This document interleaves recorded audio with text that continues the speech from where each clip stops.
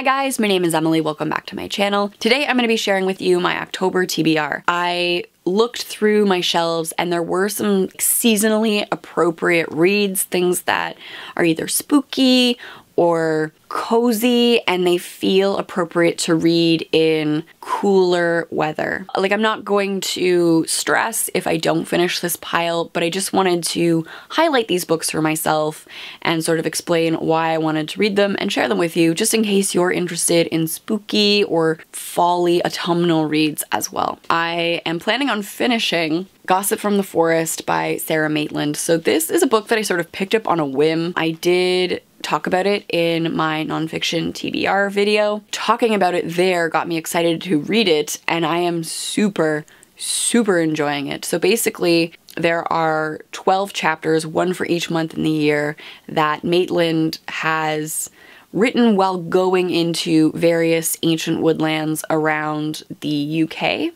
And so there is some very specific historical things that have shaped the woods, and she's looking at the ties between woodlands and the experience of being in the woods and fairy tales, and then at the end of each chapter she does a fairy tale retelling.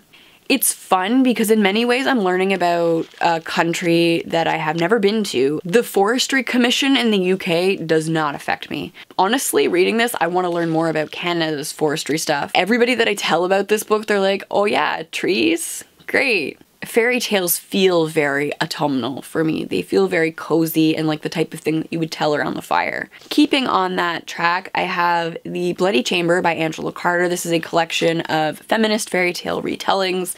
I have read bits and pieces of this, both as a teaching assistant and as a student in a children's lit course. They're just wonderful. I am also interested in reading The Wizards of Once by Cressida Cowell. So Cressida Cowell is known for the How to Train Your Dragon series. I honestly don't know anything about this book, but it came out last Halloween and I started reading it and I bought it. I think it's gorgeous and that's why I bought it. Look at it naked.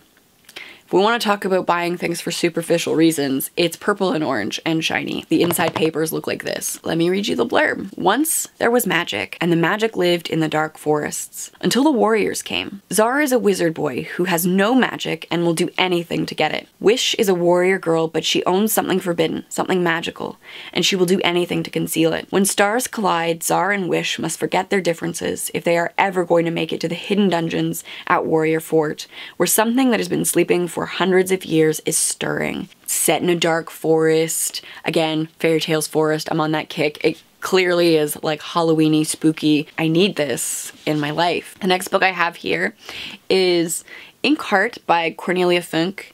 Funk?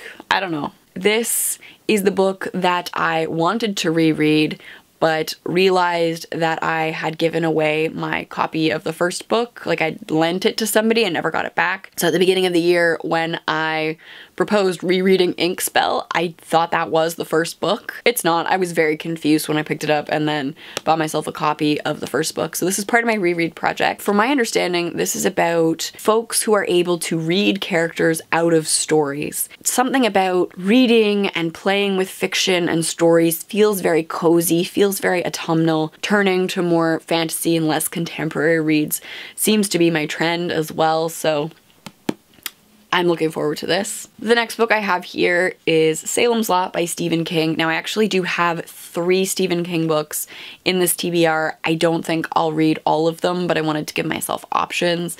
So I think Salem's Lot, if you saw my Kingly TBR, is the one that I'm most interested in because of its ties to the Dark Tower series.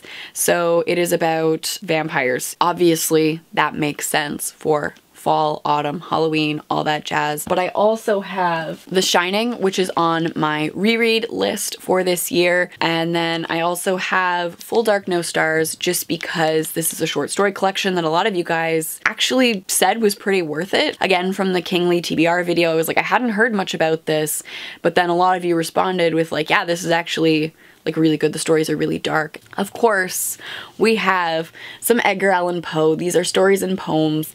I have read Edgar Allan Poe before in school. I think, again, spooky, short, like quick things to fit in.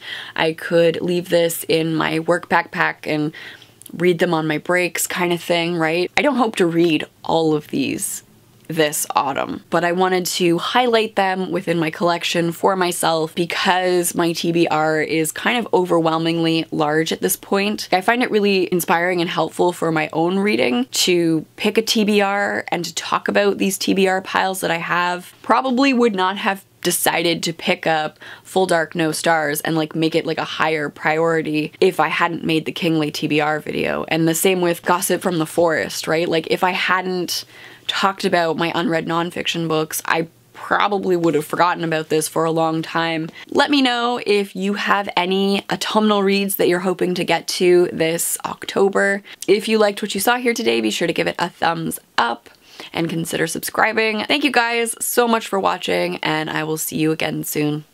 Bye.